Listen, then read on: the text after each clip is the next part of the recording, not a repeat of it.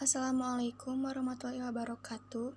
Saya Fadila Nurul Sahida dari C12 Manajemen dengan NPM 101211361. Ingin menjelaskan materi tentang tarif al-insan, hakikatul insan, tokakul insan, nafsul insan, sifatul insan. Secara istilah, marifatul insan sendiri merupakan suatu proses mengenali dan memahami penciptaan manusia oleh Allah Subhanahu wa Ta'ala, yang mana manusia merupakan makhluk yang paling sempurna di antara makhluk lainnya. Definisi manusia. Manusia adalah salah satu makhluk ciptaan Allah Subhanahu wa Ta'ala yang memiliki peranan penting dalam kehidupan di muka bumi. Asal penciptaan manusia. Dilihat dari penciptaannya, manusia tersusun dari unsur bumi dan unsur langit, yaitu tanah dan ruh. Kemudian berdasarkan fungsinya, manusia disimbolkan dengan 3 unsur utama, yaitu hati, akal, dan jasad. Kemudian yang kedua adalah hakikatul insan atau hakikat manusia. Dalam konsepsi Islam, manusia merupakan satu hakikat yang mempunyai 2 dimensi, yaitu dimensi material, jasad, dan dimensi imaterial, ruh, jiwa, akal, dan sebagainya. Kemudian alal fitrah. Menurut Kamus Besar Bahasa Indonesia, fitrah adalah sifat asal, kesucian, bakat, dan pembawaan. Manusia merupakan makhluk ciptaan Allah Ta'ala. Ia diciptakan alal fitrah atau berada di atas fitrah. Manusia diciptakan alal fitrah, maksudnya adalah diciptakan oleh Allah Ta'ala berada dalam kecenderungan kepada kebenaran dan patuh kepadanya. Sebagian ulama mengatakan bahwa arti fitrah adalah Islam. Hal ini dikatakan oleh Abu Hurairah, Ibnu Syihab, dan lain-lain. Pendapat tersebut dianut oleh kebanyakan ahli tafsir. Manusia diciptakan oleh Allah Subhanahu wa Ta'ala dalam keadaan lemah, bodoh, dan fakir. Manusia adalah satu-satunya makhluk Allah yang dimuliakan oleh Allah dari makhluk yang lainnya. Di antaranya adalah ditiupkan ruh, diistimewakan, tundukkan alam padanya, dibebani khalifah, manusia diberikan pilihan. Kemudian yang ketiga adalah tokakul insan atau potensi manusia. Menurut KBBI, potensi adalah kemampuan yang mempunyai kemungkinan untuk dikembangkan, kekuatan, kesanggupan, daya. Dan manusia menurut KBBI adalah makhluk yang berakal budi. Dapat disimpulkan, potensi manusia adalah suatu hal yang memungkinkan seseorang dapat mengembangkan kekuatan, kesanggupan, dan daya. Menurut pandangan Islam, potensi manusia adalah suatu anugerah yang Allah berikan karena Allah menciptakan manusia dalam bentuk yang sangat sempurna dengan kemampuan. Maka dari itu Allah membekali manusia dengan segenap potensi yang ada dalam dirinya. Kemudian nafsul insan atau jiwa manusia. Pengertian nafsul insan. Nafsu berarti sebuah perasaan atau kekuatan emosional yang besar dalam diri. Sedangkan insan berarti manusia atau diri sendiri. Sedangkan bahasa kata nafsu berasal dari bahasa Arab. Nafsun kata mufrad, jam'annya. Anfus atau nufusun dapat diartikan roh atau nyawa dari seseorang, darah, niat orang, dan kehendak atau keinginan, kecenderungan, dorongan hati yang kuat.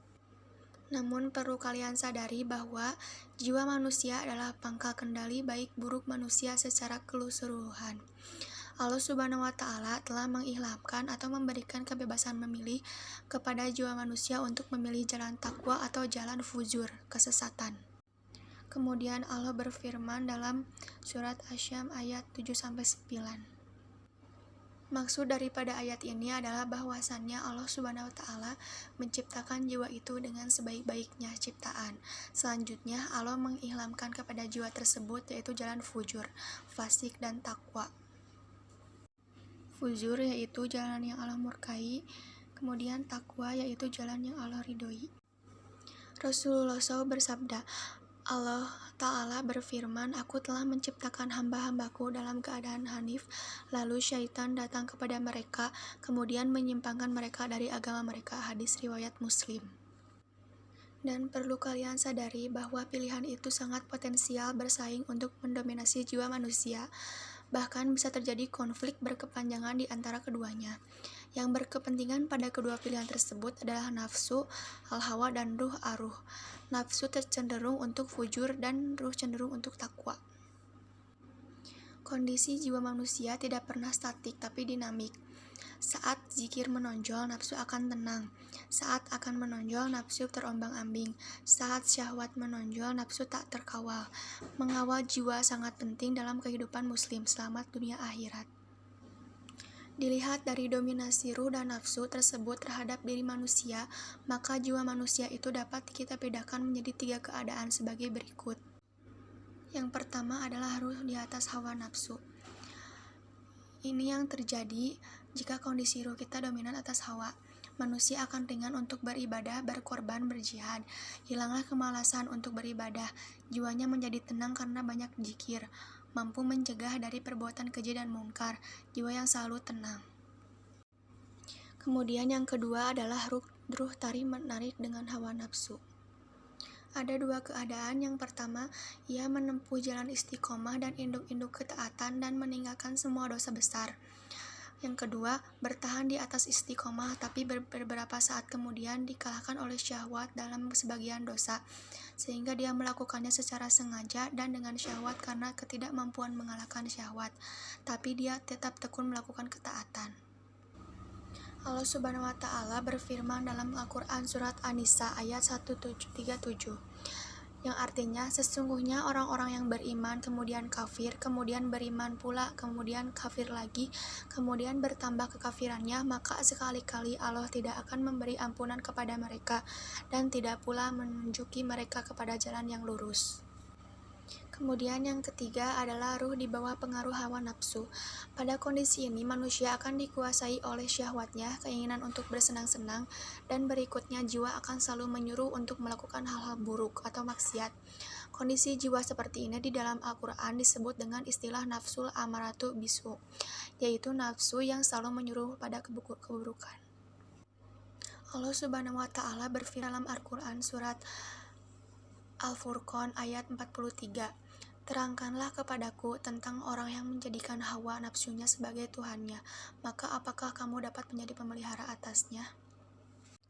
Kemudian yang terakhir adalah sifatul insan atau sifat-sifat manusia.